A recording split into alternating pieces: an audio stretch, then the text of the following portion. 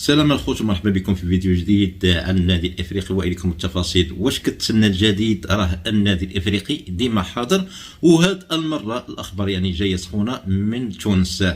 في ايام 20 و 21 مارس 2026 الاجواء في باب جديد كانت مشتعله بين التحضيرات القويه والطموح الكبير للرجوع للواجهه بقوه.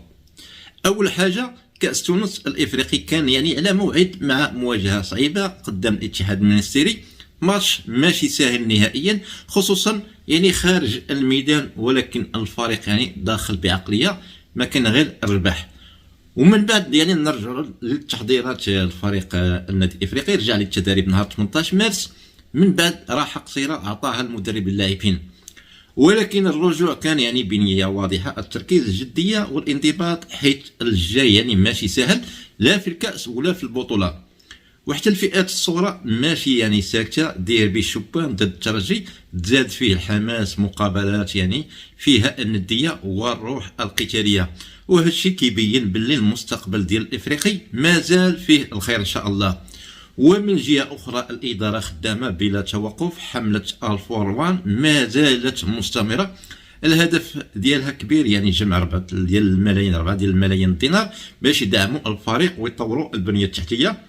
مشروع كيبين باللي النادي باغي يبني لمستقبل حقيقي، ولكن ماشي كلشي وردي، كاين ضغط اداري وغضب من بعض القرارات التحكيميه، خصوصا في فروع اخرى بحال كره السله، الشيء اللي خلى المسؤولين يكونوا حذرين اكثر باش يحافظوا على حقوق النادي. وفي البطوله الصراع شاعل، الافريقي كينافس بقوه على الصداره، غير بفارق اهداف فقط على الترجي، وسلسله النتائج الايجابيه خلت الجماهير الافريقي تحلم بلقب من جديد. اذا الخلاصه، الافريقي داخل في مرحله حاسمه، طموح، ضغط، منافسه، ولكن الروح القتاليه حاضره والجمهور ديما في الموعد. واش برايك، يقدر النادي الافريقي يرجع للتتويجات هذا الموسم، ولا المنافسه غادي تكون اقوى من المتوقع؟